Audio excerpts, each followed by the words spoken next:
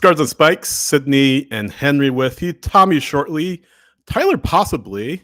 He's still on vacation, Henry. So I don't know. He said he might make it. He may not, but we'll see. Maybe. Depends on that hotel. Depends on that hotel Wi-Fi, though. Yeah, we'll see. But hopefully he's still enjoying his vacation, having a lot more fun than Atlanta United is. You know what I'm saying? It's a pretty low bar to clear at this point, I think, right? Oh, yeah. I mean, but yeah, hopefully Tyler is having a magical time where he is. Yeah. And Florida, he deserves to escape from this season in general. I think we all deserve an escape. We should all, every Atlanta United fan should be entitled to like 3 weeks paid vacation at some point for having to endure this entire season. But we're going to get a vacation for this team in a few weeks here after October 18th. So that might be the vacation we need to reset our minds and just hopefully get things back on track. In case you all missed it, Henry, we were at the Children's Healthcare of Atlanta training ground on Tuesday. The new expansion looks really good, and yeah, really excited. I mean, I know the cynics will say, "Oh, well, the team's struggling, and they should be producing more goals and better play on the field." But I mean, this is, you can't not make content. You can't not do anything in that regard. And from what we saw, it's pretty impressive. Oh yeah, pretty cool. It is. It is amazing. Like walking through there, it's unbelievable that is a training ground. Especially when you see just like the content studio and all the setup that they have, and speaking with a lot of folks that are in Atlanta United's content creation area, they are very excited about what this new development is going to bring for them, how they can kind of level up their content. Y'all, I mean, the stuff that they're producing already, their documentary series, which the name I am now blanking on, but Rooted in the Stripes. I'm sorry. Right. I feel like I should know that, but Rooted in the Stripes. And then obviously, the Miggy documentary that they just did. And then their other social media content. All of that stuff is going to take a step up now with just the upgrades of the facilities they've had. And yeah, I mean, if y'all ever get the chance to tour the training ground, take it. You're going to love that. The space is going to be amazing. And who knows, maybe we might get to do an episode of Scarves and Spikes in that new Studio 17 that looks so incredibly awesome. So we'll see. We'll see though. You're talking about the Miguel Almiron documentary that Joe Fryhofer did. I forget who else was it. I'm blanking on the name. I know Joe was involved, but no, I haven't had a chance to watch. I think you did, you said, but it's pretty cool. I mean, Joe, he traveled to South America. He was telling us the other day it was his first time in South America, and obviously Joe being bilingual, I'm sure fit in just fine. But does a great job from what I've seen for the teaser of the trailer, helping paint the story of Miguel Almiron, his upbringing. I saw there was an interview with his wife. I believe his parents or his mother at least is in it as well, and of course other people that know him well. So I'm looking forward to seeing that. And yeah, it looks really good. It looks really slick, and the club always puts out great content. Unfortunately, the team hasn't been playing well this year, but but the content has been world class. No, it really has. We are having a little quack in the system here. Yeah, we got Tommy with us, I think. Or we had linking in. I found the button. Just hit the button. Yes. Just wanted to hit the button. Glad you found it. I figured that was you. Hi, Tommy. Have you seen the Miguel Almiron documentary yet? I actually just watched it while I was on my walk, and fantastic. Yeah, I haven't. I was telling Henry I haven't had a chance to watch it yet, but all right, not real fan, whatever. No, but judging from the teaser, it looks incredible, and another step up from what is already a terrific media creation department, probably as good as any in MLS, if not better. So really excited to get my hands on that and watch it, and definitely would encourage all the fans to watch it as well. Tommy brought a plastic spoon, which is not quite a wooden spoon, but wooden sport or plastic sport. For the sake of this exercise, is that wood or plastic, by the way? Did you bring a plastic spork or wooden spork? This is I forget. This is he Sporky? Forky? I don't know what his name was in Toy Story, but We'll workshop it. we created this. All of us. Yes, we We did. created the spork Yeah. for the second last place. We did this years ago. And it's real. Well, hold on We're with getting the real spork. here. Hold on with the spork. I mean, the spoon might be in place still. I don't want to win the spoon. I don't want to win the spoon. I want the award that we created on this podcast. We're not good. No, we're not bad enough for. I forgot we were doing this bit, and I left my wooden spoon in the kitchen. So good. Just imagine I'm holding a wooden spoon. Same here. I told Henry that my parents would get mad at me when I was a kid. You know, like back in the day, you know, people would get hit with like the belts or whatever. I got the wooden spoon. So when I hear the wooden spoon, no, like bad memories. You were getting bad memories. What's that? Yeah, I got hit with the spoon, not spooning. Oh, I like spooning. Spooning. Just checking. Good. A little different. Just checking. It was a different time back in the day, Henry. Yeah. I had a friend who's like you would eat at their house, and like his dad was scary. And above their kitchen, like where they eat, there was a spoon, just like the spoon on the like as a mantle, like there to like you mess up, spoon's coming. It's like a I don't want the spoon. I want the spork. Behavior. Let's get the spork. Well, Atlanta United doesn't want the spoon either, but it looks like they're getting it with how things are going. I mean, losing 2-0 to the New England Revolution, guys. Yeah. A team that was already eliminated and whose coach got fired like a couple weeks ago. Not great. It's not great for your spoon hopes. And now, again, if we look at the standings down at the bottom of the supporters shield, Atlanta United. What was that? I think it's the Galaxy down there, right? Still in last place for the time being. For the time being, it is the Galaxy with, I believe, 24 points. Correct? Yeah. Yep. You're right. I'm looking at it. DC with 25. DC with 25, and Atlanta in a 3-way tie with Montreal and Kansas City with 27. However, Atlanta owned the tiebreak, though. Yeah, they own the tiebreak because the first tiebreak is wins, and Atlanta has 5, and Montreal has 6, and Kansas City 7. And the problem is that the two teams that are under Atlanta, DC and the Galaxy, both have 5 wins as well, so they have the potential to beat Atlanta in that tiebreak. Yeah. So yeah, the Galaxy have 3 games remaining, same as Atlanta. If they win any of those games and Atlanta loses out, that spoon is ours. So that's why the joke has been going on in our Discord and around social media, and I even mentioned it in my column this week on Risers and Fall. That decision day showdown between Atlanta United and DC United in the Benz. Must see TV, baby. Could be the wooden spoon final and the first final in sports history, I think, where no team wants to win the trophy. Who cares about everything else that's going on decision day, guys? The eyes of Major League Soccer will be on Atlanta, Georgia for Atlanta versus DC United. Charlotte versus Philadelphia, who cares? Nashville, Miami, who cares? NYC, Seattle, who cares? Atlanta, DC United is going to be where it's at. The European mind simply cannot comprehend that the last 2 teams in the standings are competing for a trophy. No relegation. We don't do that here. Nope. No, we compete for a spoon. Well, and Atlanta and the Galaxy have a game in hand here. So both teams got 3 games left while everyone else has 2.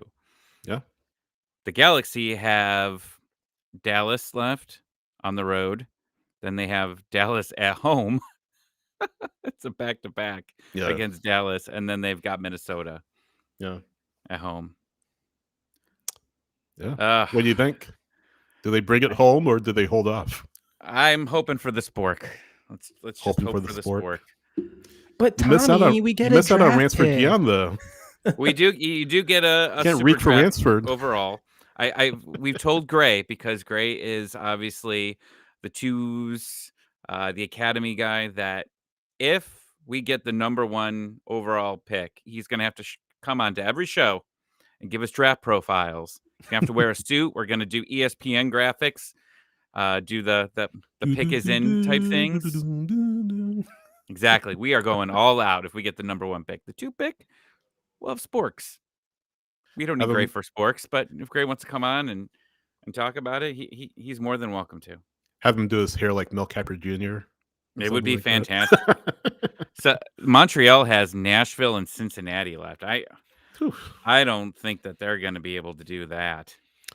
I think Montreal is improved, though. I mean, they aren't. I mean, they're still not a great team, but I feel like they have a little fire in their belly down here over the past few matches. But it's not like they're the best team in MLS all of a sudden. But they still got something going on down there. But they're not last in the East, which I guess is an improvement over the beginning of the season. So, yeah, they have Efrain Morales, who is. I'm still bitter about that trade, but yeah, he's doing well for them. He's slotted in very well, and he still has potential. And it looks like their bet on potential is working in some respects because you've got players performing. I think his name is Olger Escobar, who is in their midfield, and he's been working very, very well. And then even your kind of veterans. I mean, Prince Owusu's having a phenomenal season for them. He's been part of the reason for this kind of quote unquote resurgence that they've had at the end. Even though it's not really a huge resurgence because they're still like 27th, but they're doing better partially because he has been scoring goals for them. And that's kind of the difference sometimes. So yeah, it's going to be interesting to see what this Montreal side looks like next season. But I mean, at least things are looking better for them. That's what I see. That's what I want to see from Atlanta. I feel like we've mentioned this already, but I want to see that level of improvement for Atlanta. Henry, like you said, they're still down there, in the bottom of the standings, right? But just the other day they beat Charlotte 4-1. Granted, Charlotte went down to 10 men in that match after they scored 1-0 to go up 1-0, but they came back and put 4 on a really good Charlotte team. Dante Sealy, did you guys see the free kick goal by Dante Sealy, that one? And you mentioned Owusu, but Dante Sealy's another really talented player. Do you guys get a chance to see that free kick that Sealy scored? If not, definitely check it out on social media. Beautiful goal, just under the crossbar. Christian Kalina did nothing with it, but that's what we want to see. Now, granted, before that, they had lost back-to-back matches. They had drawn TFC. I want to see that level of improvement for Atlanta. I mean, Tommy, you've mentioned so many times you want to have the team or have fans look at something for 2026 to hang their hats on and say, hey, this team is worth caring about again. Yeah, I want to see that from over these final 3 matches for Atlanta United. I mean, you play LAFC, you play Miami. You're probably going to get crushed in those matches. Then you play DC United, and we kind of joked about it. But I want to see something good, something promising out of this team.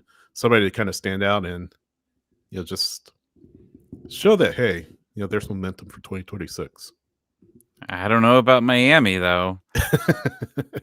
Miami's in the bad mood after losing 5-3 to Chicago. I was watching Battered Herons last night, and between the Dolphins or the Jets losing and them, Danny was not doing okay. Danny was not doing okay at all. Just another year in Jets country, huh?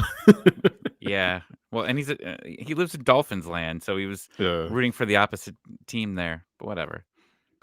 That is next week. Next week it is Miami, right? Next week? Yeah, next week. Oh, that it is. I got a busy week then. Yeah, you do. Well, real quick, guys, before we move on, Marcelo Balboa is about to join us here in say about 15 minutes. Requires no introduction at all.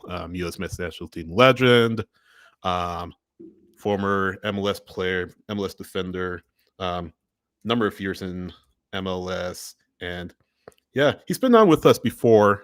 Soccer Hall of Famer as well. He's been with us before a couple of years ago, but it will be good to have him back to pick his brain about MLS as a whole and maybe a little chat about the U.S. Men's National Team. So looking forward to that. Tommy, what did you think of the training ground expansion? I mean, I'm sure you've seen the pictures. I'm sure you've seen the video. What did you think? I watched your video. It It looked Thank you. fun. I just want to know when we're allowed to play in it. Are we allowed to play in it? Do we get to go down there? Maybe. That'd be fun. You know, it'd be really fun if they like hosted all of the Atlanta United podcasts and did like trivia, like a trivia game there, Hey, like a game show. that's I'm an just idea. throwing the ideas out, Garth. Yeah, let the team know. Hey, this is my idea. They might take it. I actually like that idea. Yeah. I mean, it's very similar to what the Falcons have, as far as like Mhm. their own little like podcast, not podcast, but like screening room there. I mean, it's super nice. And then I saw you guys in the press room. That looks really cool. Mhm. Even that little room where I think that is the little room is the podcast room. I think with Yeah. all the cameras in there and everything. I mean that looks awesome. And I saw look, when you're this bad, you see a lot of negativity. But I saw what Arthur Blank said, and we're going to get things right. We're going to bring another championship to Atlanta. Mhm. You're saying the right things, Mr. Blank. You are. But we need a Super Bowl. We need an MLS Cup. We need a lot of things right now. Good luck. But Yeah. you can't say that. Like I see people that trash talk Arthur Blank. When the Falcons lose or when Atlanta United lose and all of that. And look, the guy does what he's supposed to do. He throws money. Maybe he doesn't trust the right people sometimes to manage the teams Mhm. there, but still, I mean, the guy obviously cares about the community. He cares about the facilities of the players that he brings in, that they're at top notch. And, years ago, I mean, the old training ground, like all of that, like that seemed like that was like high tech for everything that was going on in MLS. Yeah. And then it caused other teams to up their game. And that's just what Atlanta United does. It makes other teams up their facilities because they're usually doing it first. I believe Red Bulls has a facility I was reading about that they're building. I forget where it is, but I know Red Bulls are building a facility. Austin has theirs. Charlotte has theirs. Of course, the Sounders have had theirs for years. So, yeah, it's Atlanta has, and we're not trying to do PR for Atlanta United or anything like that, but It's sweet. you have to give, you have to give the what? What are you What? saying? Well, I just I said don't it's know what you sweet. said. Oh yeah, It's yeah. just No, sweet. it Like, is. I mean, It is. when you see something cool like that, Yeah. I mean, no matter what, it's like whenever they show, like, I remember when they showed the Falcons new one a couple years ago, they had like a haircut place Mhm. in there for the players to get their hair cut. They had a guy that was in there all the time. I was like, that's cool. Like, that's really cool. And look, hey, when you see something like that, it's great. The team might suck, but man, they're Yeah. relaxing in style there, and they're training in style and recovering in style, all of that. Yeah, you gotta give credit to where it's due, right? Yeah. Team obviously And it's hasn't been very good, but yeah. and it puts the city on the map in a sense, because like that, having those types of facilities, it's gonna attract attention from, like, for example, for this upcoming World Cup.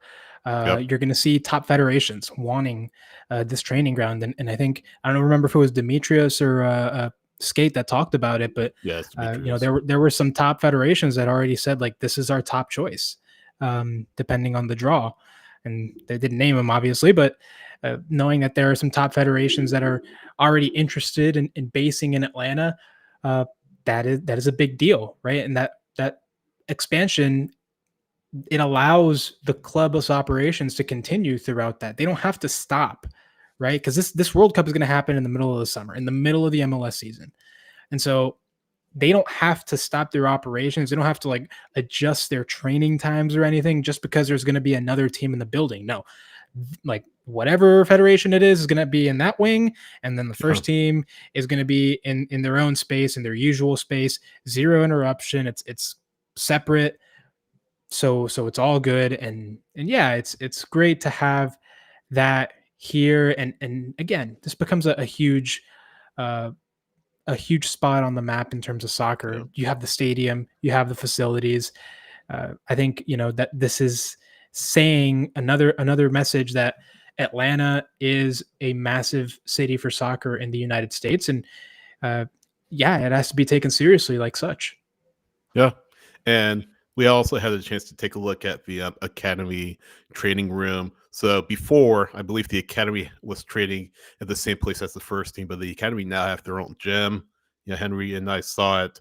You saw the trophies that the academy has won. So it's another plus that the organization has this at its disposal to hopefully become better, hopefully develop world class athletes. And again, the first team hasn't done very good this year, and it's unfortunate, but hopefully the kids that we see playing for the academy eventually affect the first team. And I know Efrain Morales got traded to Montreal, and Noah Cobb got loaned out to the Colorado Rapids. I know all that, but at the same time, if you can develop world-class athletes, sort of a rising tide, right, for MLS as a whole, saying, look at what Atlanta United is cranking out. And hopefully the philosophy changes, guys, where they're not, moving these players out too quickly instead of keeping them and hopefully having them develop and affect the first team on someday, because I do feel like they're a little too quick in that regard. But another way for Atlanta United to hopefully get these young men to develop through the system. Again, hopefully affect the first team, and if not here, somewhere else, but hopefully here. Tell me what you got. You every time I think about the World Cup coming here, and we've heard it before about how important of a year it is for Atlanta, because the city is going to be on display. It's the center hub of this entire tournament. That's where Yeah. it's going to be, in Atlanta. Eyes are going to be on this team a little bit more, getting closer to it. You're obviously, I mean, depending on who's showing what, I mean, there's going to be some, like, I can only imagine, as they prepare, showing what Atlanta United Stadium would look like when it was completely full, Yeah. back in the MLS Cup and the Eastern Conference champion days. Was showing, the stadium there. And that's why I keep thinking about it, about how important next season is for everybody, Yeah. the ownership group, I mean, obviously, because they're hosting it. It's the hub there. It's important for the city. But then you think about Garth Lagerwey, and you think about Chris Henderson and everyone involved in that front office, and the pressure is even, I think, higher for them. You have to imagine, because Yeah. this is a year where you're the queen of the gala here, and you need to be looking good at the right time. And I don't know what's Yeah. gonna happen. I don't know. It's concerning. There's just a lot of concerns going into next season already. Now, again, it's October 1st. There's a long time. Got all of Sure. October, November, December, January, February. You got It 5 goes by quick, months. though, Oh doesn't my it? god, it does. It's 5 months away Yeah. from the next season to start. Right. But damn, once the MLS Cup ends, you got Christmas, you got New Year's, and then people are reporting Yeah. here. And man, it's just really scary to start thinking about next season. And like, I look, we talk about a lot of the same things every week lately. There's not a lot to talk about with this team, unfortunately. It's sad Uh, performances, and for, I think, us and for the people that are listening, they just want to know what's going to happen next season. They want to know what's going on with the coaching situation. They want to know what's going on with the DPs. Is Brad Guzan going to come back for his 87th season next year? Is Brooks Lennon still working on that 30-year contract with the front office they're going to sign him for? Like, these are things that people are 45. thinking of here, because like, that's what we have to look forward to. It's next year. As someone that lives in Cleveland, Ohio, with the Cleveland Browns, and you always say there's always next year. I know that, and it feels like that's where it's been with Atlanta United here, for some time. And you do get the occasional surprise like last season, but man, Has to be sustainable, right? well, and well, yeah, absolutely. You need to start being consistent, season through season. But you think of all this added pressure on the front office here. That makes this Ronnie Dyla situation, if there even is a decision coming here, or if it's, I mean, it could already be made. It very well could have already been made either Mhm. way. But man, it just makes that so much more important to everyone involved there, because man, if you go into next season, you've got 2 wins going into that World Cup break. Yeah. Ooh. Yeah, that's Or you what we fire a talked about. coach, like, well, you Yeah. guys have been talking about it. What if you With give him Kevin, 5 yeah. games? You give him 5 games and then he's gone. And then like they're saying, well, home of Atlanta United, who's been having a rough stretch of it for the past couple of years. They fired their manager 2 months ago, 3 months Yeah. ago, and they're still trying to figure things out. Like, just terrible narratives here. Yeah. They got to get things right this offseason. Players, coaching, and Yeah. look, if it's to keeping the coach, then it's Ryan Dyla. That's has to change the culture, because the culture is shit right now. That's what it is. Mhm. It's terrible. The culture's terrible here. Have we got Yeah. I mean, I know we just got the Miguel Almiron, but when was the last time we got a rooted in the stripes? It was a few I don't weeks remember. back. Was it? Did I miss It it? was definitely before the Columbus Crew loss. I think it was like right before that. I don't I'm not remember if I mistaken. watched it. Yeah, I don't remember Oh that. man, I want to see the Cincinnati. I mean, that's all. When the next one comes out, I'm fast forwarding to the Cincinnati game. I want to hear what the hell was said. Columbus. Columbus? No, Cincinnati. What Oh, happened Columbus. in Cincinnati? Yeah. I'm sorry. You're right. I'm sorry. Wrong Ohio City. Yeah. Same state, The wrong Columbus city. game. I want to see what the hell was said at Yeah. halftime in that game. That's the only thing I care about in there. Anything else? NC-17 stuff right there. I mean, I don't know if anyone's getting naked on that one, but Well, I mean, Whoa, okay, now. right. that's what NC-17. That's not NC-17. Well, R, isn't, rated no, R, Or rated so R. I've read on the internet. But absolutely, like, I just want to hear what in the world was said during that, and then how they came back, and then what was said after that. Because man, your emotions there, like, you can't break them down after that game, because they almost did come back.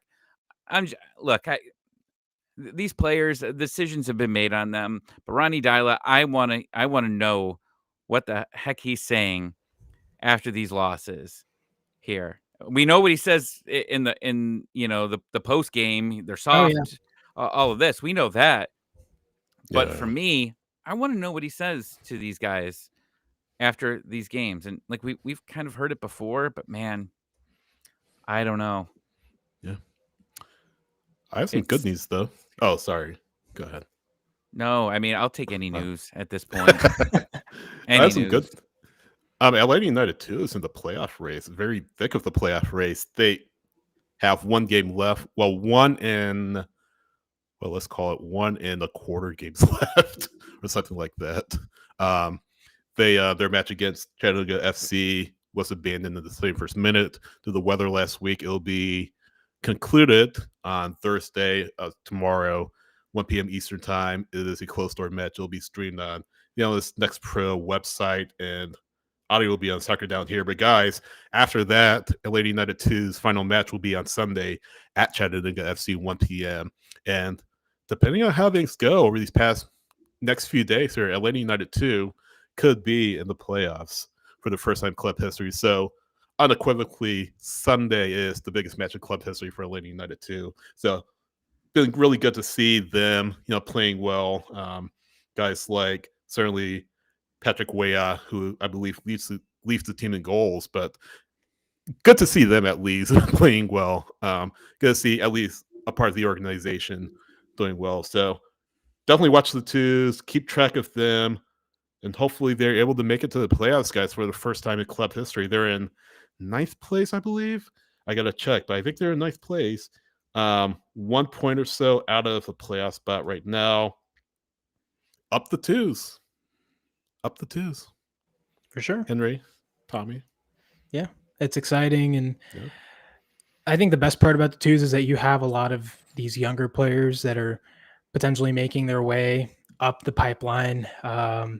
We did hear from Chris Henderson that the second team was going to start getting younger over the next few years. And I mean, the idea in talking with Javier Perez, who's the director of methodology, head of the academy, that idea is for the second team to be kind of that transition phase for a lot of these young players to start getting professional experience and to try to make kind of a bridge to the first team where it's not that big of a shift, of a kind of a shock, going from, oh, you just came out of the academy to Mercedes-Benz Stadium in front of 40,000 people, right? And I think it's interesting. They brought in over the summer an IDP coach who kind of knows the ways over at La Masia, the Barcelona academy, that is responsible for some of the best players in the world. Yeah. So, they obviously have a shared vision right over there in the academy, and this is kind of part of that. So yeah, very exciting times for the twos. Very exciting time for the academy pipeline, as you have more of these young, talented players making their way up. And that way, once you start seeing some more of these homegrown player announcements, and you're like, "Ooh, what's that name?" Well, you're going to be able to look back and see, "Oh yeah, they were with the twos in this season. They did this." You have kind of some of those tangible results. Or, oh, they competed in MLS Next Cup, or sorry, GA Cup, against some of these big teams like Inter Milan or whatever that they were competing against earlier this year. So yeah, the academy is doing a great job, and we look forward to seeing what other work they do over the course of the next few seasons. Hopefully, hopefully some of these players make their way to the first team. And just real quick, I'll throw out James Donaldson, one of the keepers that the organization is high on, and hopefully a player like him can develop through the system, and who knows, he could be in the running for Atlanta United's keeper spot maybe in the next few years. I mean, he's still young, I think 15 or 16, but he signed with Atlanta United too, and is growing and developing with them as well. So James Donaldson, a name to look out for. Patrick Way, as I mentioned. Santi Pita, another name. Caden Moore, who's on loan to Philadelphia Union too right now. But names like that, definitely could make their way up the system. John O'Ransom, another keeper. So before they get to Atlanta United, they'll be with Atlanta United too in the system. And look out for some of the players that are getting called up by the national team. I mean, I think it came out today that Cooper Sanchez got called up by the U17 national team. So that is a big deal. Players that you mentioned, Santi Pita, he was called up by, I think, the U18s or something like that earlier this year. Not this window, but earlier this year. They competed in, it was him, I think Dominic Chankwi, Caden Moore. Yeah. They all kind of competed in a little tournament with some other top nations in the world, including, I think, France they faced. Argentina might have been in there, I think. I'm trying to remember, but these are big, this is a big deal that Atlanta United has, several academy products that are in various levels of the national team. Yeah, absolutely. Well, we are still waiting to bring in Marcelo Balboa. He'll be joining us shortly. But while we do that, guys, while we wait, scarfsandspikes.com is your home for Atlanta United analysis and opinion. Henry mentioned his risers and fallers article. He did a piece on the training ground. Definitely read that if you have a chance, and other content as well on scarfsandspikes.com. There's also a link to our store. Get a hat, hoodie weather's coming up, at least here in the South. I'm sure in the Northeast as well, where Tommy is stationed. Get yourself some items for our store. Tommy is holding up like this trophy. Is that Open Cup hero Brandon Vasquez? I was going to ask. Is that Brandon Vasquez you're holding up? Appropriately, yes. His team, Austin FC, is in the final of the U.S. Open Cup, which I think kicks off very shortly.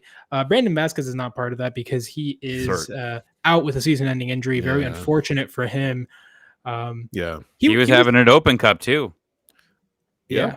What was he? He was here for the Open Cup win, wasn't he? I think so. I believe so. Yes, he was. He was. That's why he was. He was the MVP of that tournament. Really, if you think about it. Yeah. Well, I don't know if he actually was the one, because he didn't play in the final, but he was the one that got them there. He started most of those games. Joseph Martinez did not. Martinez started the final. Yeah. All right. Well, there you go. Yeah. And that's why it's the Brandon Vasquez U.S. Could be a two-time Open Cup winner.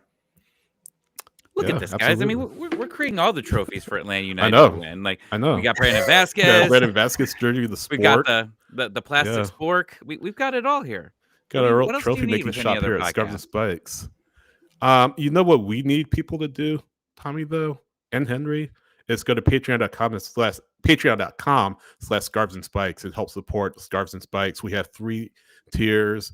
Different tiers get you different access, different content that you won't find anywhere else. All 3 tiers get you access to our Discord where you talk about Atlanta United and pretty much anything else that's on your mind.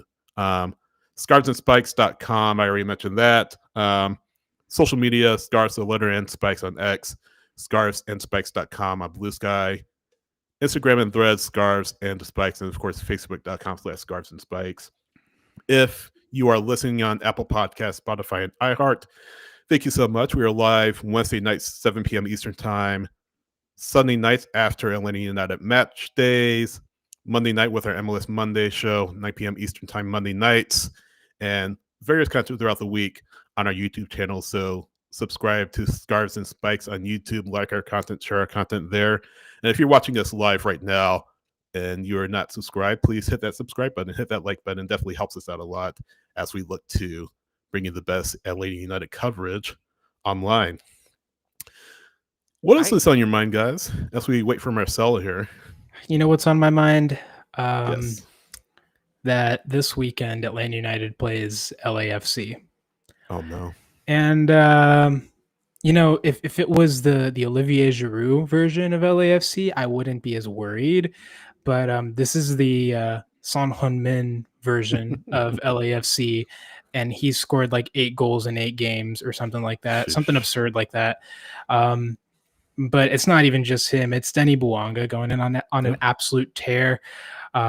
He has just like jumped himself into the MLS Golden Boot race. I think he's second, probably like 1 behind Messi or tied with him at this point. I've lost count, honestly.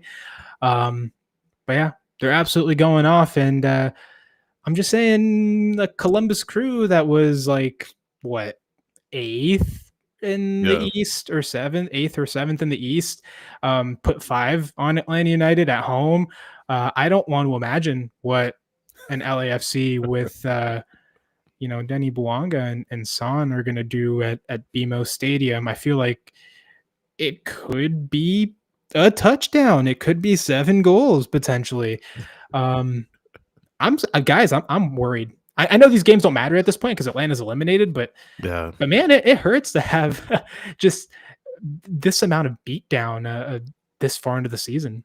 Well, there could be a chance that Son and or Bouanga are not available due to the international break, and I haven't seen anything saying that they will be on international duty, guys, at this point. But yeah, they're just on another level. And Henry, you and I spoke on Monday that this is a team that could very well make it off the West and get the MLS Cup. They're that good. They're that talented. They're winning now. MLS Cup. Oh, you think they're winning MLS Cup? I think they do. It's a good shout. I mean, it's not like a hot take anything here, but I mean, right now you haven't seen anyone really been able to slow them down after besides like that first game where they were still trying to get together, but they're a great duo. And I was on an LAFC podcast yesterday and we were talking about it. Like, it reminds me of Joseph and Miggy here, and they're just getting started. Now, maybe things after this season, people sit down and try to figure things out and how to stop them. But they seem more dangerous than what Miami was last year. Because, I mean, Suarez has been on one leg now for 20 years. But these two right now are just flying down the field, creating chances. They're both scoring. I think a couple of games they've each scored 2 there, or one's getting 3 goals and one's getting 2 assists and a goal. Like, they're exciting to watch here. They're very exciting to watch, and every point is important to them because, I mean, right now they have 53 points. 57 is the top of the West right now. So getting a win here, obviously a big start. They've got 30 games played. Minnesota, who's 2 points ahead of them, has played 32 games, so 2 games in hand with them. 57 points for Vancouver and San Diego, and they've played 31 and 32. So they can win the West right Yep. now. Will they? I I don't would bet know. against them. Yeah. But you want to have home advantage there, and then obviously if you get to MLS Cup and you're hosting it, which I mean, right now Philadelphia's got 63 points. Like they're. I mean, we'll see what LA is going to be able to do there. But other than that, I mean, they're close to everyone. They could be close to everyone else. Cincinnati, New York, Miami, all those teams. You want to host. If you think that this is your opportunity to win, you host. You get that Yeah. East Coast team to have to travel all across the country to go play MLS Cup there. It's very dangerous for those teams. It's a long We'll flight. see. Yeah, absolutely. Yeah. I mean, I agree. I mean, they're good. They're at least getting to MLS Cup. And if you look at the Eastern Conference teams, I mean, maybe Philadelphia can beat them. I don't know about Cincinnati. I don't know about NYC. Miami just got 5 scored on them by Chicago, so that's another story. They do have Messi and Suarez, of course. Charlotte, that's for Orlando. Chicago, Columbus. I don't know. I don't see any of them, beating Nah. an LAFC team of that strength and that talent. I want very tough. Cincinnati. I want Cincinnati LAFC final. That's what I'm looking for right Why's now. that? I think just a lot of high scoring players, exciting players here. Got a duo in Cincinnati. Got a duo in LA. Let's see who can outduel each other. Yeah, yeah. And like I said earlier, I feel like none of us really are under any illusions that I will win that game unless Sun and Bouanga are out for any reason. I just want to see some side of improvement for Atlanta United, something that you can hang your hat on and say, yeah, there's momentum going into 2026. I mean, this season has been a wash. Playoffs aren't happening, all that stuff. So just give a good account of yourselves. I mean, even if you lose, and sounds weird to say, even if you lose in the way where you can look back and say, we gave everything on the field. Dyla said it after the New England match. Players are soft. New England wanted it more, and we talked about it the other day. Why are you talking about other players wanting it more? You're 30 matches into the season, like that's inexcusable. And while a lot of that are the players or is on the players to break out of that mindset, the manager, the head coach sets that example. It comes from the top, and whatever he's saying, whatever he's telling his team in the locker room isn't happening. So I don't know where we're still having a conversation about soft, this deep in the season, but here we are. And the players hear it. The players hear it. The players react, the way that they know how to react in that situation, and some rise to the occasion, some take it personally, and I feel like a lot of these players don't care at this point. It's sad to say, but it's just where we are. Well, since Sun's come onto the team, they're undefeated. They have not lost. They've got it. They had a 2-2 draw to Chicago. I think he subbed in that game. They beat New England 2-0. They drew Dallas. Actually, I'm wrong. They did lose to San Diego in August, but in September, when this team really started rolling, 4-2 against San Jose on the road, 4-1 on the road against Salt Lake City, at home 4-1 against Salt Lake, and then 3-0 against St. Louis in St. Louis.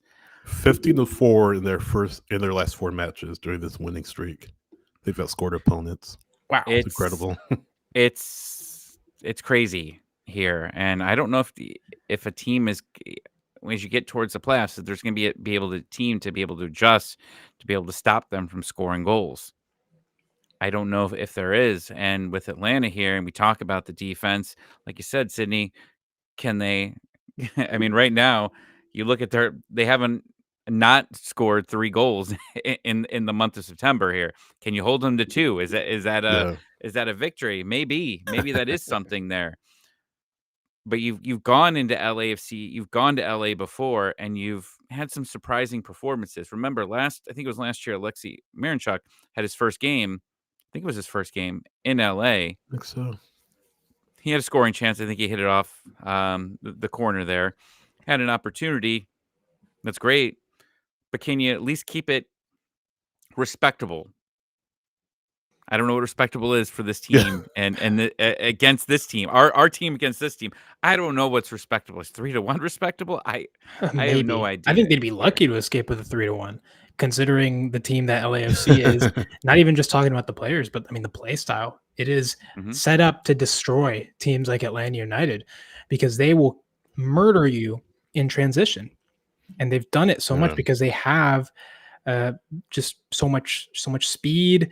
And Atlanta's back line is slow, guys. I mean, this pick your center backs, right? Between Mihai, Berrocal, and Gregerson, they're not very fast. They're not the paciest defenders. And so if Atlanta, with its high line, decides to try to kind of dominate possession and play it that way, they're going to get the brakes beaten off them because that's just what this team excels at. They can destabilize the back line and very, very easily just, get the jump on you. And I mean, New England, that's how New England scored their 2 goals. Yeah. It was literally transition soccer. And if New England could do that to you, just imagine what a team like LAFC is going to be able to do with the players that they have. So that's my main worry, is that not just the quality of the players, but the fact that play style, I really don't think Dyla adjusts. Like I think they have to be conscious that LAFC plays this way because this is what they're known for, right? And I mean, just spending any amount of time watching them, you can kind of see. But I just don't know that Atlanta is going to make the decision of, okay, let's try to give them the ball, let them have the ball, and have them come to us, and then maybe we can kind of exploit whatever they have going on in the back, make them work to break you down. I think Atlanta really does need to approach this game defensively, right? And try to hit on the counter, but actually hit on the counter, not pretend we're hitting on the counter by just launching the ball forward into the goalkeeper's arms every single time. Let's be strategic about it, right? Let's play defensive counterattack, but smart. I feel like the gameplay is pretty straightforward, though, right? Just freeze out Son of Bawanga, but it's a little more deeper than that. Though. It's a little more nuanced than that.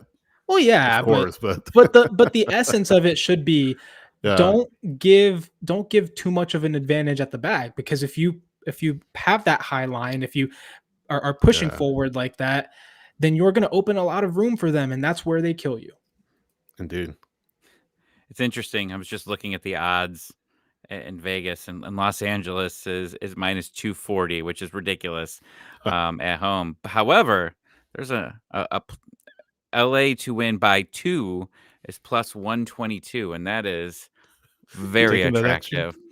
I think that I might. Probably. I mean, it's never easy money when it comes to Vegas, but it does look very attractive here. I mean, that's something there. But again, I was talking to LAFC media yesterday, and they talked about it and said that they actually kicked the ball out of bounds at opening kickoff to give it to the other team and said, "Go. We don't want it. You go." Yeah. Would it just be funny if they just go, "You take it. No, you take it." Possession's 50-50 because they just keep kicking it back and forth. They keep kicking it out of bounds, both teams. Yeah. Just the PSG kickoff every single time throughout the game. Yeah. That'd be hilarious. What a meme that would be. And they'll have the ref cam because that's Sunday Night Soccer, isn't it? Exactly. Oh, man. I do have to disclaim, we don't give betting advice, so please don't take anything we say betting-wise to heart. Sydney said that it was easy money. That's what he said.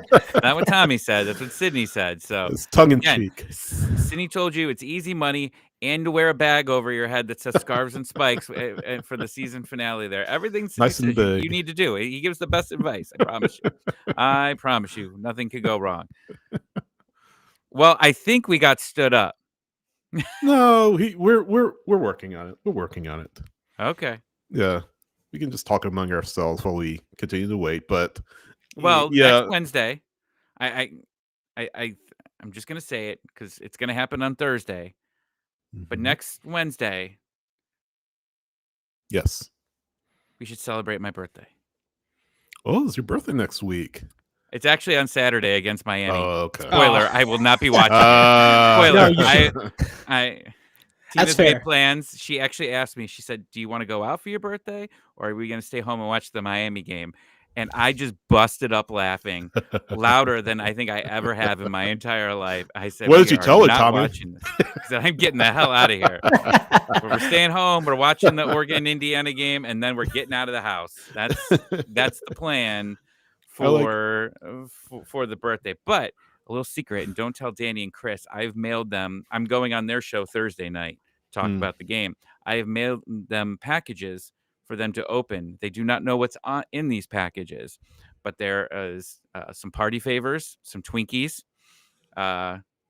everything, candles. We're gonna go all. Hopefully, no I'm glitter trying. bombs. Well, no. Twinkies and Glitter bombs. sorry, The give goal. me that idea. See, Sydney gives the see, best advice, guys.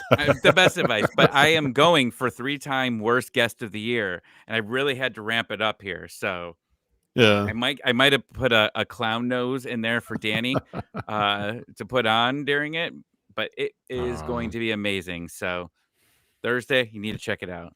Did you give him a Brad Guzan bald cap? Ooh, that'd be really good too. That'd be really good. I know Chris was a big fan. Yeah. Bruno asked, when are you guys moving to the Atlanta United podcast room at the new facility? We're trying. I will fly in for it every week if they let us use that room.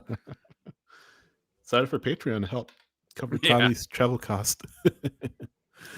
Guys, one of the things we want to ask Marcelo when he gets in here is, and we're checking to see, he should be coming in shortly, but one of the things we want to ask him is about the Supporter Shield, kind of zooming out and looking at Atlanta United, or not Atlanta United, but MLS as a whole. Of course, you mentioned Chicago beating Miami 5-3 Tuesday night, last night, to punch their ticket to the MLS Cup playoffs for the first time since 2017.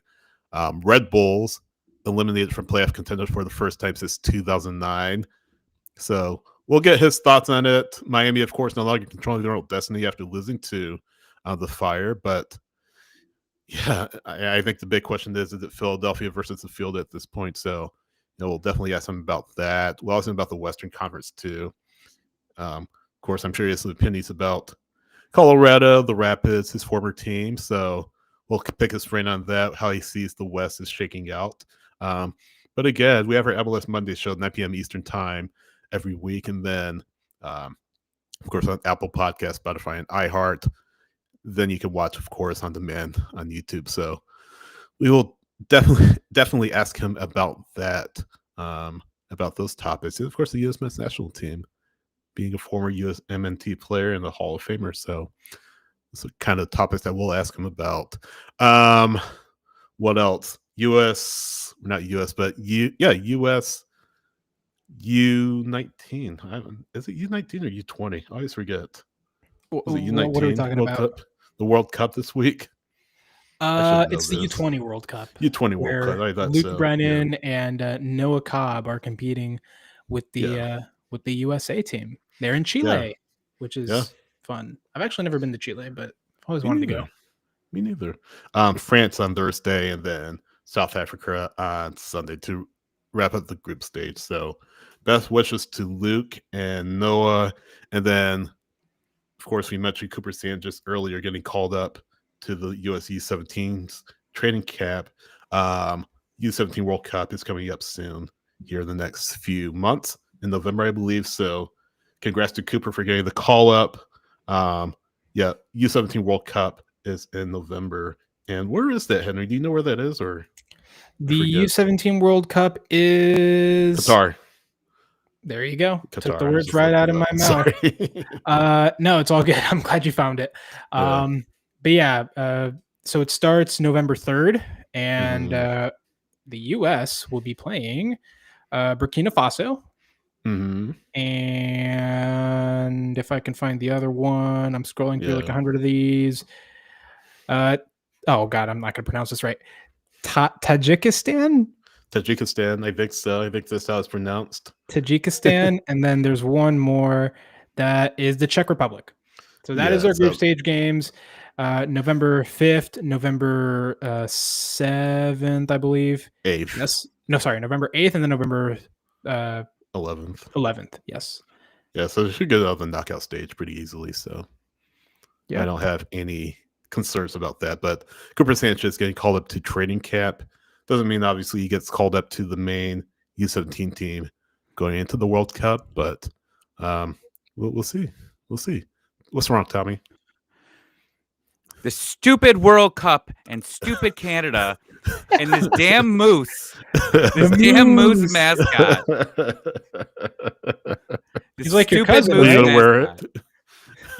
You don't understand how many Maple people moose have sent that to me.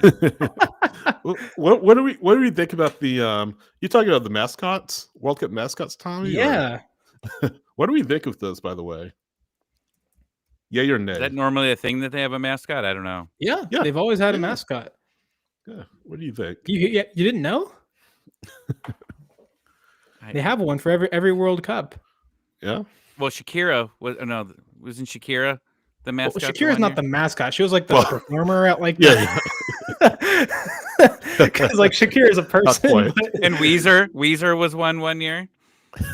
Oh, I have no idea. Weezer had a World Cup song years ago. When? I don't remember that part. Oh, I remember. Maple the Moose, Bad Dad Zay the Jaguar, and Clutch the Bald Eagle. So those are your mascots for the World Cup. And representing the three countries, which is pretty cool. Yeah, I think they're cool. I don't know. I'm easy to impress in that regard. I think it's really nice. As long as the U.S. does well in the tournament, I don't really care what the mascot. That's a big if. Big if. They have a couple friendlies coming up later this month too, so we'll see how. And I think that Pochettino is announcing his roster tomorrow morning, tomorrow afternoon. So we'll see what I'm sure it'll be measured, just even-handed opinions all over social media. No one will have a problem with who he selects to that team, right? Especially not the players themselves, right? Yeah. Yeah. 2010 was Weezer had a cup, or they created a song for the United States called "Represent" because he's a big soccer fan. Okay, I have no idea. So you know who Weezer is, even? No, actually. Do you really not know who Weezer is? I mean, I've heard, but I don't know like any songs by him or them or whatever they are. Oh my gosh! Do you know who Shakira is? Well, yeah, obviously. Sure you do. Yeah, I know. She's Colombian. She's iconic. Gerard Piqué's ex. How dare you? She is. She is also a star, talented performer in her own right. Which, by the way, she killed the Super Bowl performance. I think that was like what 2019 that she was in the Super Bowl. Let me check. It's like 2019 or 2020. There's some great gifs of that one. It was the one. I can hear her making that noise in my head right now. Yeah. It was the one right before the COVID shutdown. So it was like the closing ceremony to like the world. But that was J-Lo, Bad Bunny. It was iconic. Bad Bunny is doing the Super Bowl. Yeah. Yeah, generating absolutely zero controversy, but we're not going to talk about that. I saw controversy. I thought everyone was a fan like that of Bad Bunny. Well, you would think, considering his music's amazing, but Bruno's asking, can we get Bad Bunny for the World Cup main song? I'd be down if he does a Waka collab Waka with Shakira. Waka Waka 2. The sequel. Get out of here. Well, we have a guest who I'm sure has plenty of opinions about the World Cup coming up, the U.S. men's national team, supporter shield race, MLS, all that good stuff. So he needs no introduction. Former U.S. men's national team player, captain, and Soccer Hall of Famer Marcelo Balboa. Marcelo, how are you? I'm great. How are you? Good. So I should have warned you before we brought you on here, but yeah, glad to have you with us again. Thanks for having me. Sorry about the time mix-up there. No, all good. No worries. Just glad you were able to make it. We're glad you were able to make it. Yeah, good to have you back. I was watching the under-20s with Brazil and Morocco playing, so you know. Oh yeah. I think you were with us a couple of years ago, so we wanted to get you back here on the show. Sooner rather than later. So we're glad you're able to come on with the season kind of winding down. Hard to believe that decision day will be in less than 3 weeks. I feel like the season is. Listen, just what we thought. No, every year it comes down to the last few games. When you look at the races right now, you know what I mean? You pretty much solidified on the East, and now you're just fighting for a position. The West Coast will be interesting between Real Salt Lake and Colorado this week. If they happen to win that game, they can tie Colorado at 40. Same with Dallas. So it's going to get interesting to see how. Let's see who folds under the pressure and who flourishes under this pressure. You know, San Diego's lost 2 of the last 2. They're hitting a little bit of that speed bump we're always used to seeing teams hit, but we know the talent they have. So let's just hope that they can fight through this little bit of a speed bump they got going on. So let's talk about the Supporter Shield race. You know, as a whole, of course, San Diego were in it, but maybe not as much as they were. Miami, of course, were very much in it. Of course, they lost to Chicago 5-3. It was 3-3 when Suarez leveled it, and then Reynolds, and then Gutierrez with a golazo to pretty much ice the game away. So Miami no longer control their own destiny. Philadelphia, if they win this weekend, they'll clinch the Shield. Is it Philadelphia versus the Field at this point, or do you feel like another team could sneak in? Maybe Miami could make another run at it. Maybe Vancouver. What do you think? You know, they're 1 game behind at 56 points. I don't see that happening. I think it's in Philly's hands. It really is in Philly's hands, and that's what you want. At the end of the year, you want to have your own fate in your own hand. And they win, they get Supporter Shield. You lose, then you leave the door open for Cincinnati if they win, and it comes down to decision day. So I think Bradley's already gone through it. When I think he's learned a lot from St. Louis. They won the West, and then they fell apart against Sporting Kansas City. So I think that he's learned from what happened in St. Louis. So right now, I mean, they're just playing good. They're playing well. You know what I mean? They're not stars on that team, but they play well as a team. They're well organized. They hit you very quickly on counterattacks. So like I said, I think that it's if there is going to be a team, you know what I mean? I would think it would be Cincinnati right now that would fight, but I got a feeling that Philadelphia will probably lock it up this weekend. Before you hopped on, I predicted that it's going to be LAFC and Cincinnati and MLS Cup. Wow. All right. Good. I'm good. I'm glad to see you went out on a limb. I'm writing fan fiction in my head. Hot take. Well, I was going to have Miami in there, but then I saw their performance against Chicago. And the problem with Miami is we all love watching Miami play. Hate watching them defend. Being a defender, it hurts me. It hurts me to see how they defend. It hurts me to see how they just allow teams to hit them quickly on counters. You know what I mean? So I don't know. Listen, I think the pressure of not being the Supporter Shield winners, not first place in the Eastern Conference may benefit them. You know what I mean? So, but I don't know, man. When you look at that race right now, they're at home as of right now. But Charlotte's 3 points behind them. They have Miami's got a game in hand. You know what I mean? So it's like they're tied with NYCFC. So I don't know, man. I never count Miami out because, if Messi decides to turn it on with Suarez and Alba, you know what I mean? And they just happen to defend well for 5 games. Who knows what could happen? But I agree. Listen, I think LAFC, since Sun has come on this, on LAFC, man, I tell you what, they're exciting to watch between Sun and Bawanga, the way they play, the way they connect. You can completely see the mistake they made in Giroud. And no disrespect to Giroud, but he never fit in that system. Just couldn't get going. Sun he is smiling. Bawanga's, I haven't seen that guy smile like this in years playing in this league of how excited he is.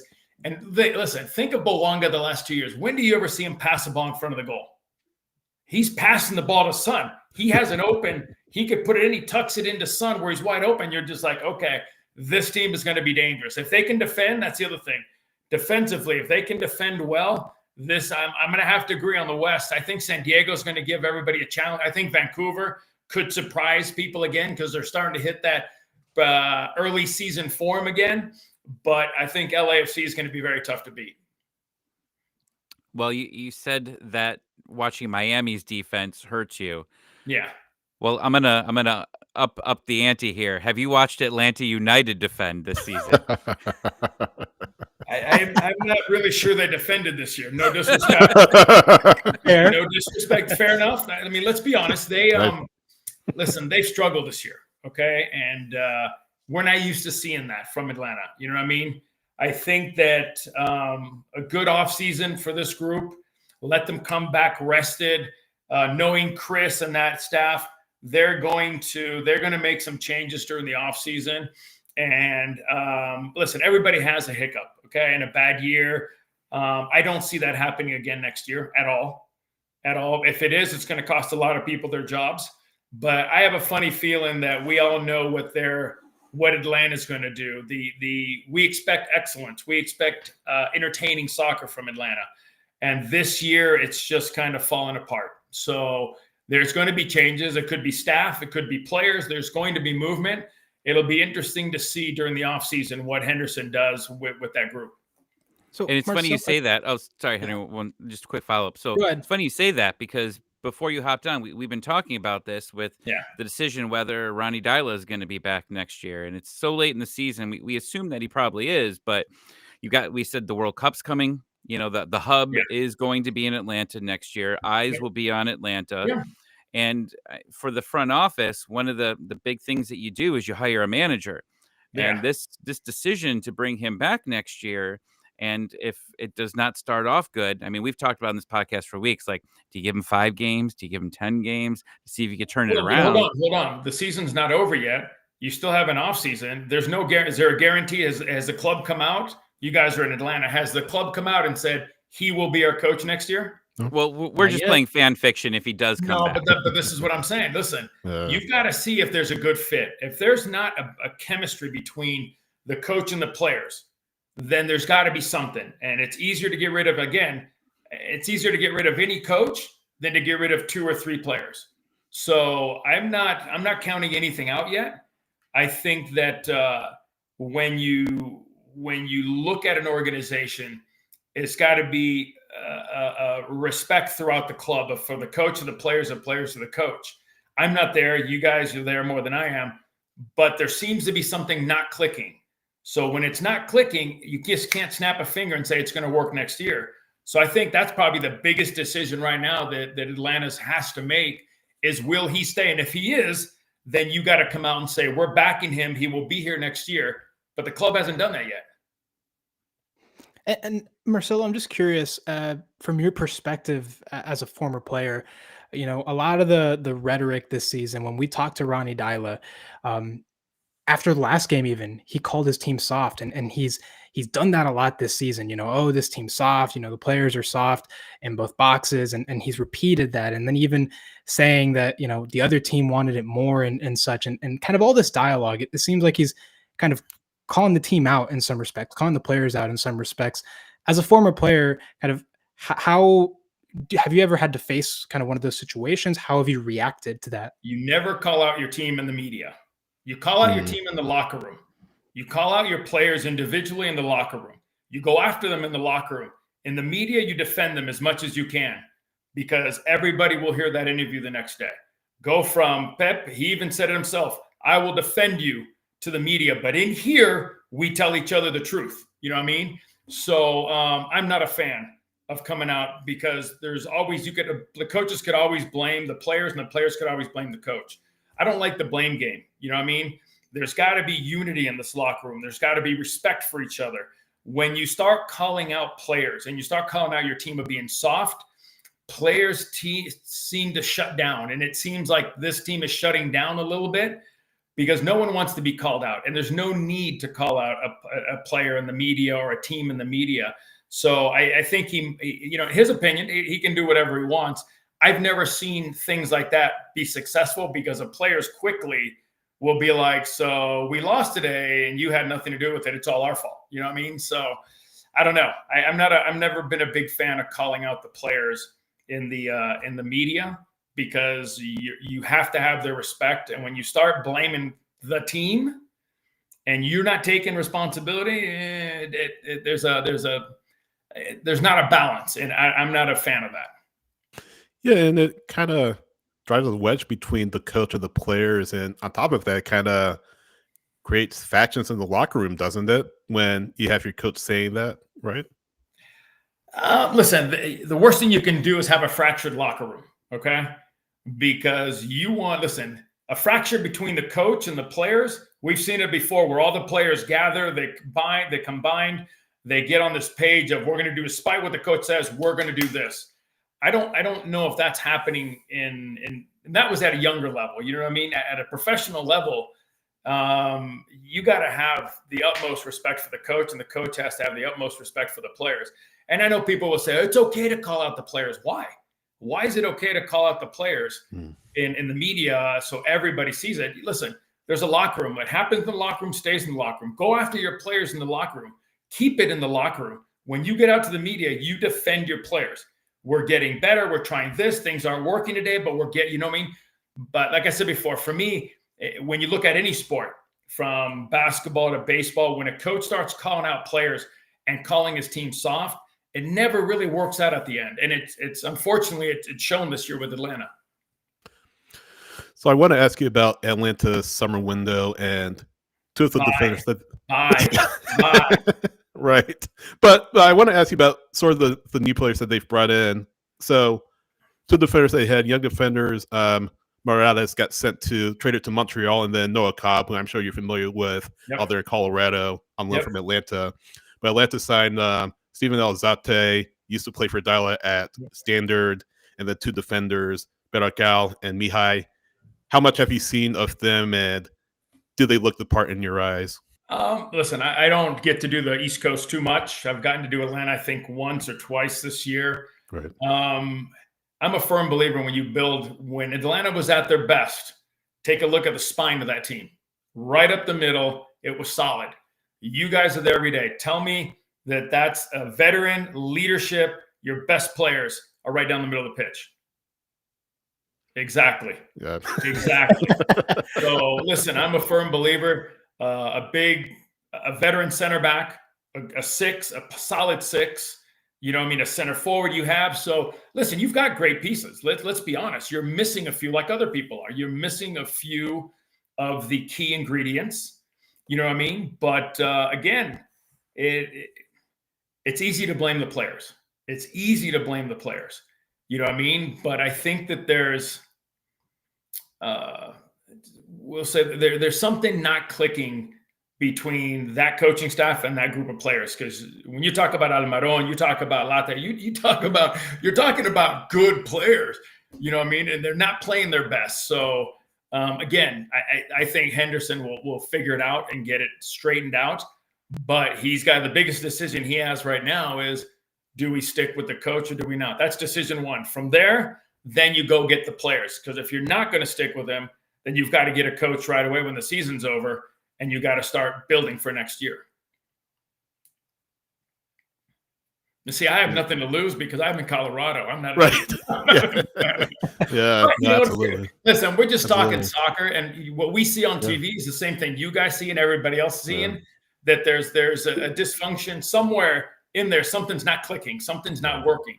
Can you fix that, or do you have to move on? I think that's what the organization has to figure out. Yeah, no, for sure. Well, we've been talking about this throughout the season. I'd like to ask, because you're mostly West Coast, you said, correct? Yeah. We're mostly Western Conference, yeah.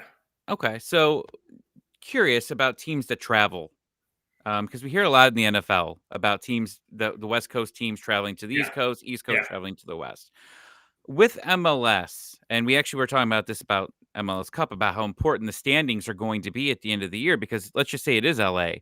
Yeah. Does LA have to travel all the way to the East, or does someone have to come to them there? Yeah. Do you see a lot of teams? Do you see a trend where East Coast teams have to travel out to the West and they just have a hard time getting into form? Because we just saw it with San Diego coming to Atlanta, where it was kind of the opposite of what I thought in that game, because San Diego came out really good in the first half and then they fell asleep in the second. Yeah, but remember, you have these ups and downs in MLS. We all know this.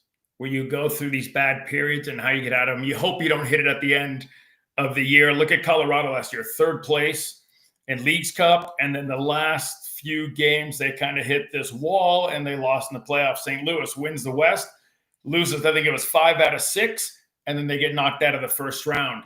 I don't know, man. I'm looking just here at the Western Conference. Away from home, San Diego's 10-4-1, Vancouver 7-4-5, Minnesota's 8-2-6, and the LAFC is 6-3-6 away from home. You know what I mean? So are some of those East Coast games? Yes, they're not. But I'll say this: most of the time now they're flying charter, so they're relaxed. They leave whenever they want. They get in whenever they want. They leave right after the game. So it's I don't think it's as difficult. You know what I mean? And I think San Diego's proven it because of their mentality is we're going to play the same way at home. And if you ask Mike, because we've done quite a few of his games, he's a firm believer of we're going to play the same way we play at home that we're going to play on the road. The only difference is a little different when you go to Real Salt Lake in Colorado because of the altitude. So, no, man, I don't know if it's that bad. Look at even here, Cincinnati, 10-4-2, Philadelphia, 8-6-2. That's a pretty good record when you're talking about being away from home. So I think it's gotten easier to play. You know what I mean? Here's the deal. If it's a Saturday to Saturday game, it's the flight to the East Coast is not as bad as it is. You know what I mean? But when you're playing a Saturday game at home, then you got a Wednesday, let's say you're New York. You got a game in, let's say, Columbus. And then on Saturday, you've got to go all the way to the East Coast, 3 games in 1 week. That makes it difficult going across country. Yeah. But I listen, you're going to have to win games at home. I think we can use that as an excuse. I mean, some of the environments are difficult when you go to Seattle, Portland, when you go to Cincinnati, Orlando, because the heat, humidity.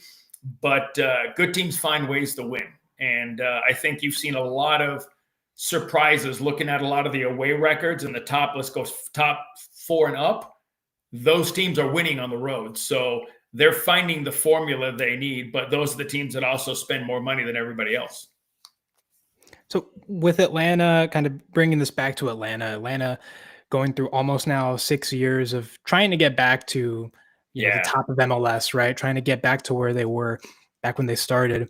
And, they're obviously going through a difficult moment, but I wanted to ask you, back in your playing days in your club, how would you and the team as a whole kind of get through those kind of tough times?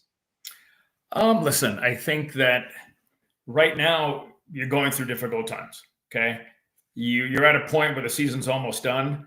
My problem is when I watch Atlanta, I don't see the same bite. I don't see the same passion.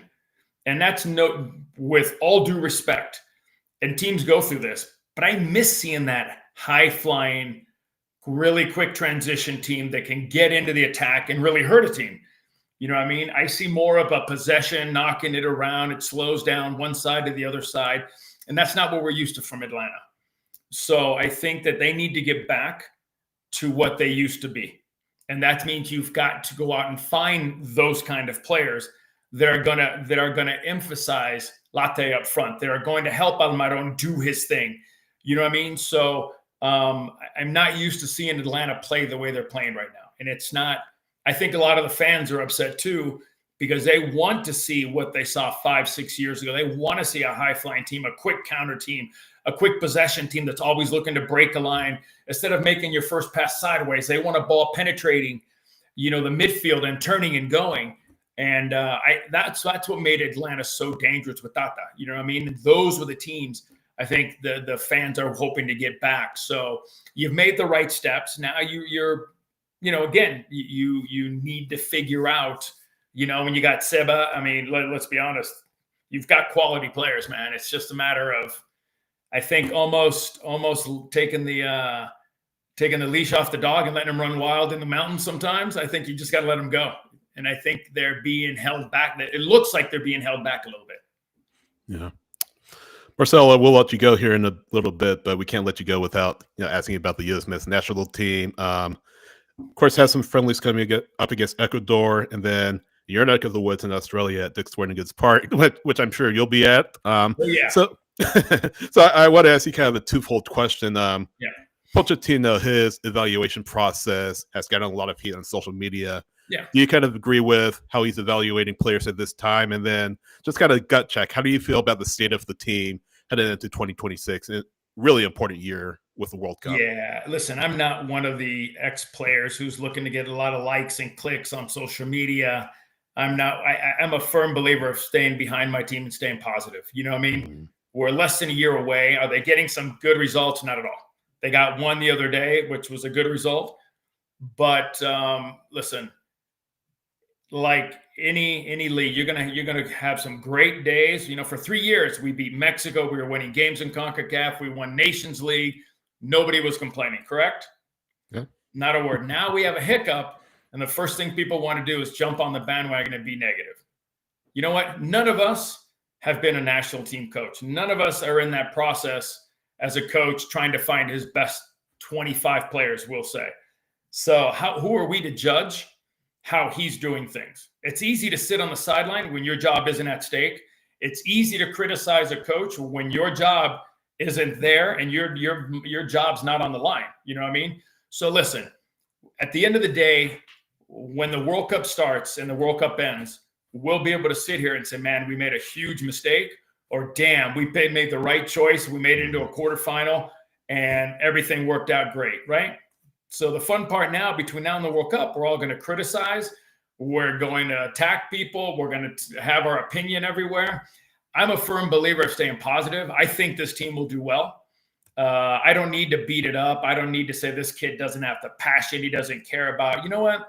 Mm-hmm. I don't think any of us have ever, and people say, I understand how Pulisic feels. You don't understand how Pulisic feels. If you want to tell me Clint Dempsey does, because Clint Dempsey traveled and played back and forth in Europe and came back, that's one thing. But who am I to judge? If Pulisic wants a break, you know, here's the deal. Pulisic, take your break. I love it. Go take your vacation. We'll play the Gold Cup. I'm good. But I tell you what, the next time you put on this national team jersey, you better give me everything you have. Show me the passion. Show me the heart. Show me the bite, the grind, the grit, everything we want to see. Show it to me. That's all I'm going to ask of those guys. When they step on that field, give everything you have for that U.S. national team. You're going to get results. You're not going to get results. Welcome to international soccer. But I want to see the fight. I want to see the grind. We've always been known for 90 minutes of fighting and running and scratching and grinding it out. That's what I need to see. I know they're good technically. I know what they can do, but I need to see that as a team. That's all I'm going to ask, man. Besides that, we will judge them. We will judge them at the end of the World Cup when they get eliminated, if it was successful or not. But right now, what good does it do beating up our own team? But they better fight, especially in the World Cup at home, right? Yeah. Hey, listen. Let's be honest. Sometimes in soccer, you need a little bit of luck, right? We got a little bit of luck against Colombia. So no one gave us a chance. No one had a clue what we were going to do in 94. So this is a special group. We as media have labeled them the golden generation. Have we not? Yeah. Okay. Have they lived up to it? They haven't yet. It's okay. If they do a quarterfinal, are they living up to it? Let's be honest. That's what we're looking for. We've since we started in 90, all we've ever wanted was for people to care about our sport, to people to follow our sport, to people to criticize our sport. We never had any pressure in 90 and 94. Even 98, there wasn't a lot of pressure. Now there's pressure on everything we wanted. We finally have. You screw up, we're going to get on you as fans because we know it. If you screw up, the media is going to get on you. Great. This is what we wanted. We're at a point where we demand better. We demand a quarterfinal appearance at our own World Cup at home with the players we have. Great. We're arrived. We're getting there. We're getting to the point where we are finally putting pressure on these young men to perform. Great. Soccer's growing in the United States. Congratulations. Everything we wanted. Henry's Colombian, by the way, so I got to throw that out there. He showed remarkable restraint for not responding. No, it's fine. I'll be honest with you. We had no clue in 94 what pressure Colombia had. We played them 5 times, and all 5 times leading up to the World Cup, they beat us. Completely outplayed us, beat us. When they walked out of the tunnel, and we were standing in that little tunnel, you could see something was different with that group. They weren't yelling. They weren't screaming. They were always hyped up. It was a different team, and we had no clue the pressure they had. But you can feel it that something wasn't right with that group, and it showed on the field. That it wasn't the same group. And we, probably if you look at college kids that trained together for a year and a half, to this day, that's probably the biggest upset in U.S. soccer history, because we weren't playing professional soccer. We were most of us trained for a year and a half in Mission Viejo. 3 or 4 guys, I think it was Tab, Harksey, Ernie Stewart, Thomas Dooley came from Europe. The rest of us trained for a year and a half in Mission Viejo, and we beat the #1 team in South America. That's a pretty damn good upset for when we talk about world rankings. You know what I mean? Yeah. No, for sure. Oh, sorry, man. Sorry. No, it's all good. Hey, I was lost, here in the US US, college kids, man. You lost the college kids. Not this time around, though. We're a little better, right? Oh, you've got a good team. Let's be honest. You've got a good team. Yeah. Marcel, I wish we could have you on to talk a little bit longer, but we got to let you go. I know I'm sure you have a lot to get done. I've got about another 5 minutes if you want to ask something. Go for it. Well, I mean, how far do you think they'll go? I mean, just sitting here right now. Or... To me, it's a quarterfinal. That's the bare minimum. Listen, getting out of the group, everybody's done. We've gotten into the knockout game, right? We've won, we've lost, we've only won one time. So getting out of that puts you in a great position. So we'll go back to the 5th game. We need to get to that 5th game and win it. Yeah. I think that's the expectation of fans. The expectations of getting out of the group are gone, way gone. They've been gone for 10 years. Okay. So getting into that next group, winning that knockout game, the next round game, getting into a quarterfinal is what we're looking for. Okay. I think my expectations. So anything less than that, you know what? They wouldn't have done anything different than any other team has. One team has made it out of their group. And who did we play in the knockout game to get to the quarterfinal? Mexico, right?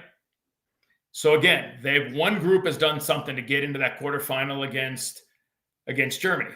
So this group, being at home, being the players where they're playing at, this group needs to do the same thing. They need to do something special, and that would be a quarterfinal. And that's even with a bit of a tougher group, right? I mean, we'll find out in December who they play in the group stage, but. Well, come on. Okay. We'll see.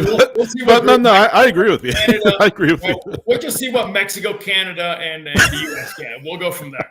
But you're right. Listen, it all depends on the group. But I look at it, I put the group aside. What we have is good enough to get out of the group. Doesn't matter who you play. You should be able to get out of the group. I think we've got quality players. So now can they find a way to play not as individuals, but as a team? That's the key. When this team plays as a team, they went on a nice 3-year run where they were beating teams. They were getting good results. So listen, like I said, this team finally has pressure, and I love it. Everything we wanted for years and years and years, that they could elevate soccer to the next level, or we can stay at the same level we are if they don't do well. Real quick, one more before you go. This discussion about USL starting a first division league. What's your quick impressions on it? Try that again. I'm sorry. USL, the United Soccer League, has announced that they're starting a first division league. I feel like to compete with MLS. I mean, what's your initial reaction to that? And do you feel like the two can coexist? Well, as far as I know, and you guys can help me out here. I don't think there's any other league in the world that has 2 Division I groups, right? Leagues? I think so. Okay. Yeah.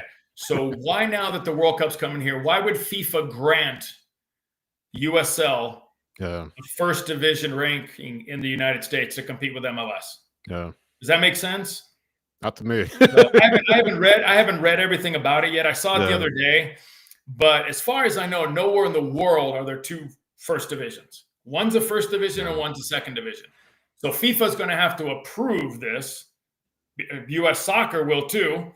I don't see that happening. I do not see. I think it could be the worst thing. I think there's got to be a good first division. There's got to be a great second division, a great third division, and you know what I mean? Because the standards of MLS is a 20,000 seat stadium, a facility, of this, of that, so many things. So listen, I don't know what's going to happen. I haven't kept up on it.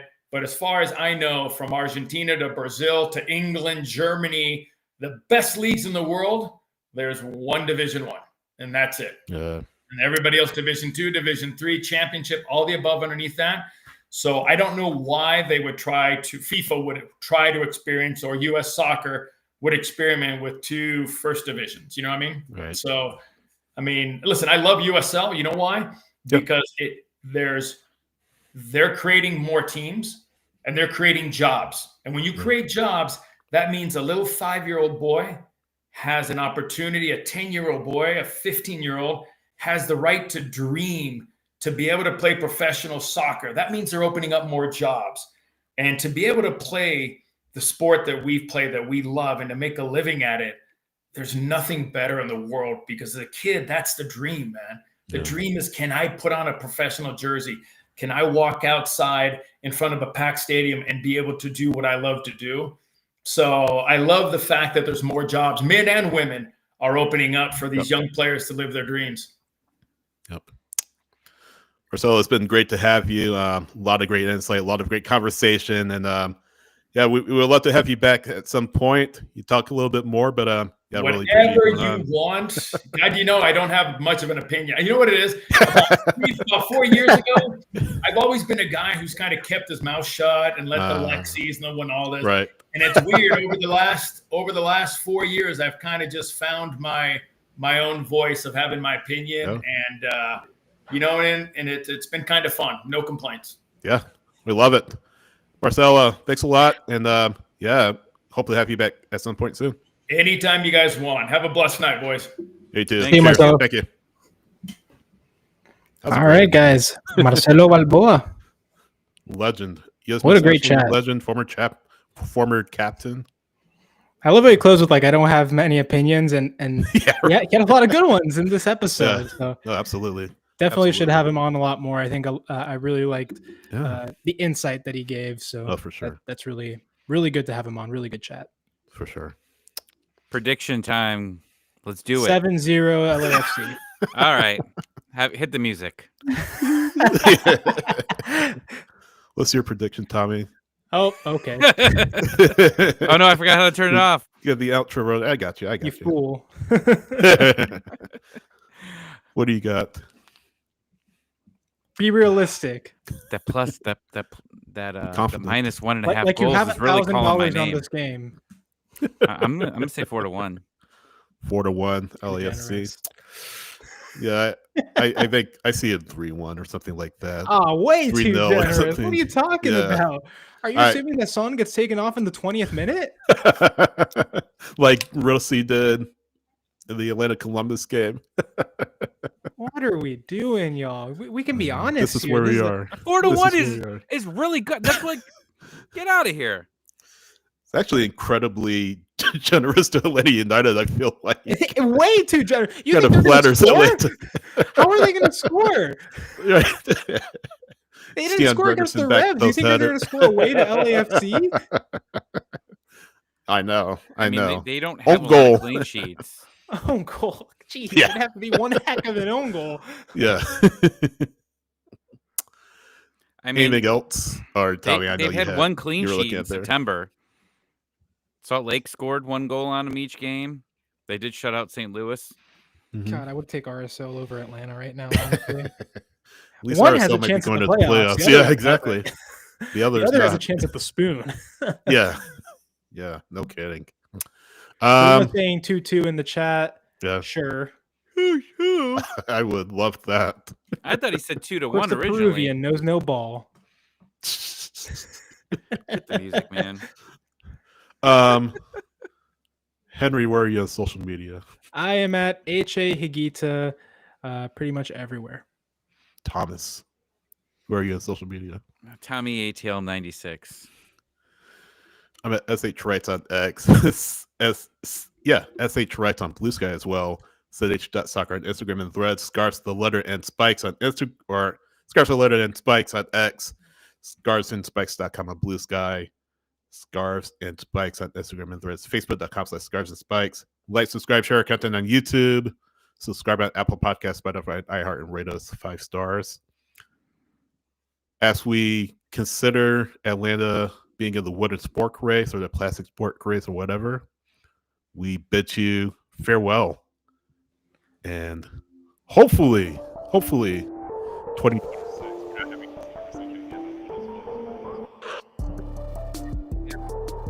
Thing happened again. Oh, I got muted It wasn't again. me. I'm going to repeat what I said. Say it again. Hopefully in 2026, we're not having discussions about wooden spoons or wooden sports, plastic sports or whatever. I don't Yeah. like Yeah. sporks. Do that for somebody else. I'm gonna be real. I don't like sporks. I think they are not. They render both utensils kind of useless. Because like for the fork, you kind of need the depth to grab things effectively, and I think it takes away area for the spoon. So I think the spork is just a. What are you eating with utensil sports overall. though? What What was are you that? eating with sport? What are you eating with sports? I don't know. Who invented the spork? Who thought it was a good idea? I'm Googling it. Hold on. Is it KFC or? Why would KFC invent the spork? Well, What have do you you eat been with to the KFC? spork? All right, here's what Google says. You eat a variety of foods with the spork, including curries, chilies, stews, casseroles, noodle dishes like ramen, and fried rice. Well, no, I'm not asking what you eat with sports in general. I was asking Henry what he eats with sports. Well, I It's don't like eat with downing sporks. sports. I don't eat with sporks. I would never eat with a spork. What did the spork do to you? Just right. be an overall ineffective. It is the Atlanta United of utensils. Spork, you guys. Ineffective Hit the in end. both areas. Soft in both boxes.